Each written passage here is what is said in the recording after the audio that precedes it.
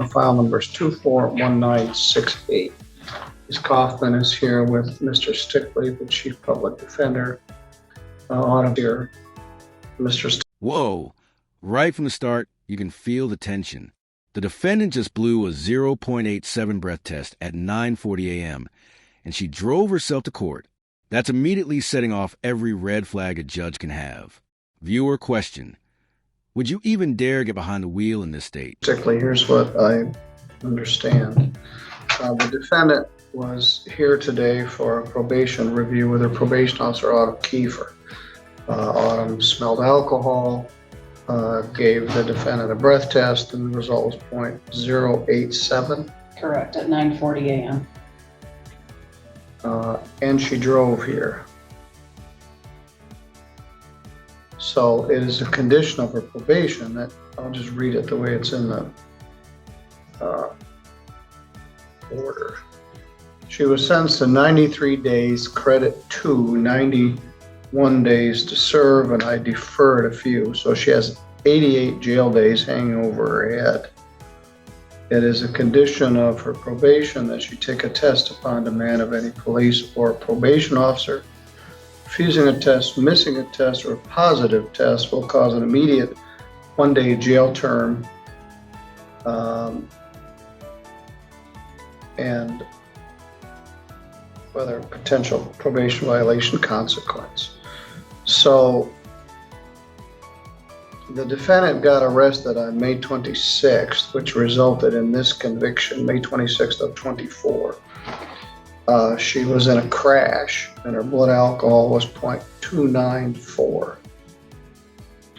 She got arrested again on August 7th for drunk driving and file number 241471SD. Her blood alcohol at that time was .244. She was on bond on the earlier case when she got arrested on the second case. The prosecutor dismissed the second case. It was a freebie, and she was placed on probation on this case under the theory that she would be a great sobriety court candidate. However, she moved to Indiana, and we were unable to place her in our sobriety court program because she resides in Indiana. She was placed on a traditional probation. She got arrested for drunk driving again on June 19th in LaGrange County, Indiana, has an arraignment in LaGrange County, Indiana on June 30th. So she is a danger to the public. I don't know what her blood alcohol was. She has a terrible alcohol substance abuse disorder, and she continues to drive, and this is dangerous. Plus, she's legally intoxicated right now, so I can't really even do anything. So I'm gonna find a contempt and probation violation, and it's gonna be taken into custody, and we'll address this tomorrow when she's sober. Further, can't really do anything when the person's legally drunk to try to make a record or talk about things.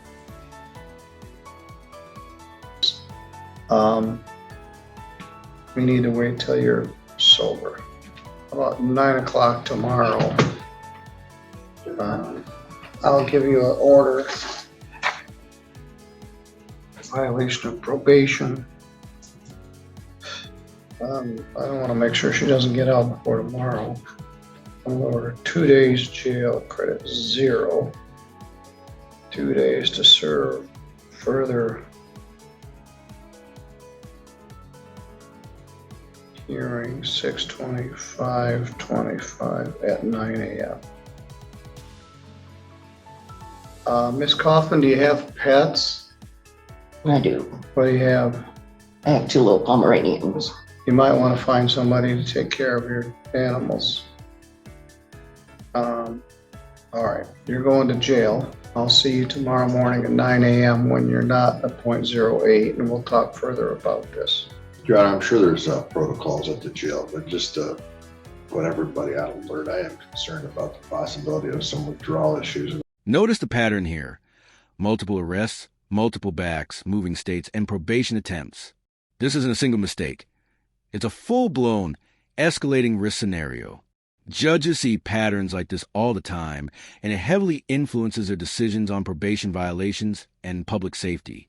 The next 24 hours, so if that can be noted or something, make sure that we keep an eye out for. All right, we'll do that. Michelle's in agreement. Also, you're going to be referred for a new criminal investigation for driving to court while intoxicated. You also were a daily marijuana user. I don't know if you've got marijuana in your system as well or not. But we can't keep going this way. You're going to kill somebody, or yourself, or both. So I'll talk with you tomorrow. All right. Thank you, Mr. Stickler.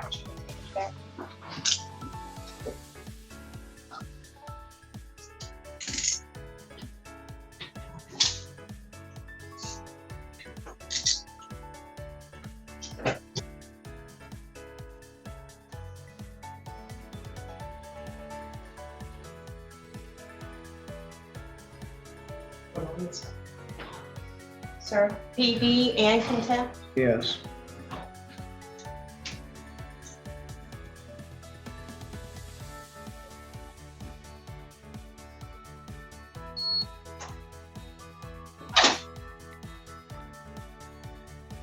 All right, that's a very sad situation. That's a Here's a critical legal point. Probation conditions are strict. Any missed test, refused test, or positive result can trigger immediate jail. This isn't punishment for fun. It's a legal mechanism designed to protect the public and enforce accountability. And yes, the judge isn't messing around.